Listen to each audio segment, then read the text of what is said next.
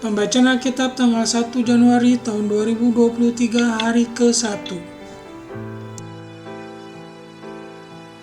Yesaya pasal 63. Doa pengakuan dan permohonan Israel.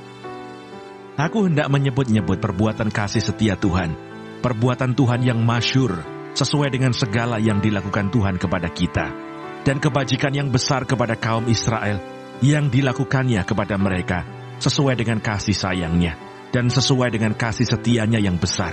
Bukankah ia berfirman, sungguh merekalah umatku, anak-anak yang tidak akan berlaku curang, maka ia menjadi juru selamat mereka dalam segala kesesakan mereka. Bukan seorang duta atau utusan, melainkan ia sendirilah yang menyelamatkan mereka. Dialah yang menebus mereka dalam kasih-Nya dan belas kasihan-Nya. Ia mengangkat dan menggendong mereka selama zaman dahulu kala.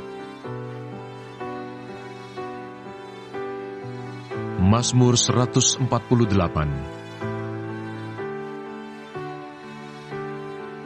Langit dan bumi, pujilah Tuhan. Haleluya, pujilah Tuhan di surga, pujilah Dia di tempat tinggi. Pujilah Dia, hai segala malaikatnya, pujilah Dia, hai segala tentaranya. Pujilah Dia, hai matahari dan bulan, pujilah Dia, hai segala bintang terang. Pujilah Dia, hai langit yang mengatasi segala langit, hai air yang di atas langit. Baiklah semuanya memuji nama Tuhan, sebab Dia memberi perintah, maka semuanya tercipta. Dia mendirikan semuanya untuk seterusnya dan selamanya, dan memberi ketetapan yang tidak dapat dilanggar.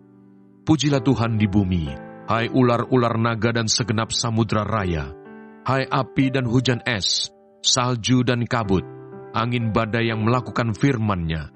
Hai gunung-gunung dan segala bukit, pohon buah-buahan dan segala pohon aras, hai binatang-binatang liar dan segala hewan, binatang melata dan burung-burung yang bersayap, hai raja-raja di bumi dan segala bangsa, pembesar-pembesar dan semua pemerintah dunia, hai teruna dan anak-anak dara, orang tua dan orang muda.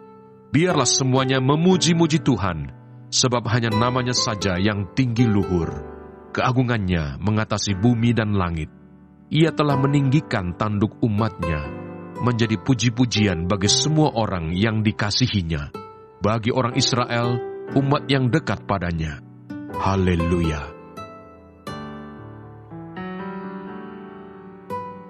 Ibrani pasal 2. Sebab memang sesuai dengan keadaan Allah, yang baginya dan olehnya segala sesuatu dijadikan, yaitu Allah yang membawa banyak orang kepada kemuliaan, juga menyempurnakan Yesus yang memimpin mereka kepada keselamatan dengan penderitaan.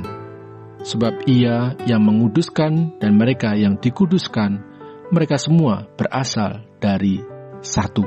Itulah sebabnya Ia tidak malu menyebut mereka saudara. Katanya, aku akan memberitakan namamu kepada saudara-saudaraku dan memuji-muji engkau di tengah-tengah jemaat. Dan lagi, aku akan menaruh kepercayaan kepadanya.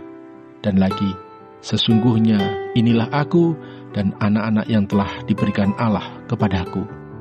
Karena anak-anak itu adalah anak-anak dari darah dan daging, maka ia juga menjadi sama dengan mereka dan mendapat bagian dalam keadaan mereka, supaya oleh kematiannya ia memusnahkan dia, yaitu iblis yang berkuasa atas maut, dan supaya dengan jalan demikian ia membebaskan mereka yang seumur hidupnya berada dalam perhambaan oleh karena takutnya kepada maut.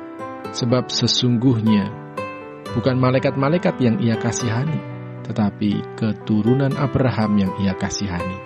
Itulah sebabnya maka dalam segala hal ia harus disamakan dengan saudara-saudaranya, supaya ia menjadi imam besar yang menaruh belas kasihan dan yang setia kepada Allah untuk mendamaikan dosa seluruh bangsa. Sebab oleh karena ia sendiri telah menderita karena pencobaan, maka ia dapat menolong mereka yang dicobai.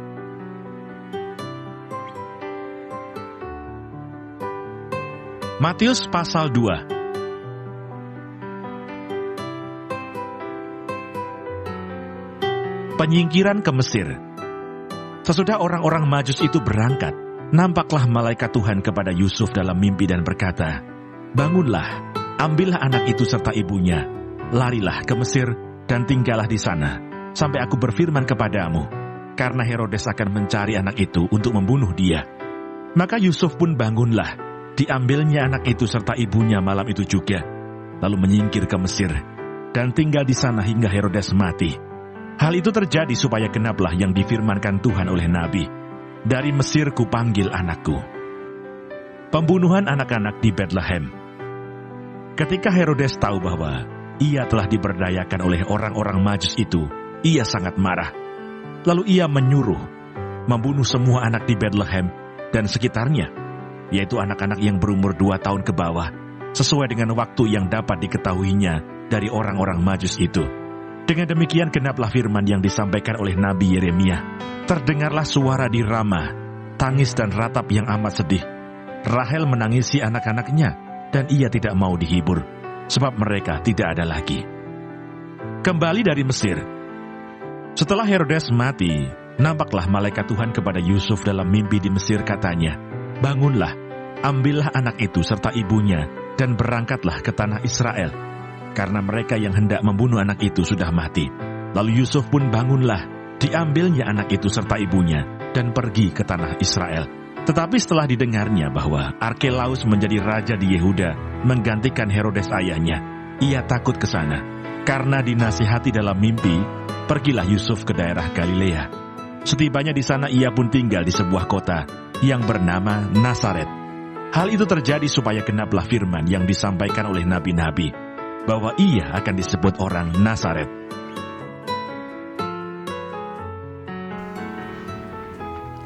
Terima kasih. Tuhan Yesus memberkati. Amin.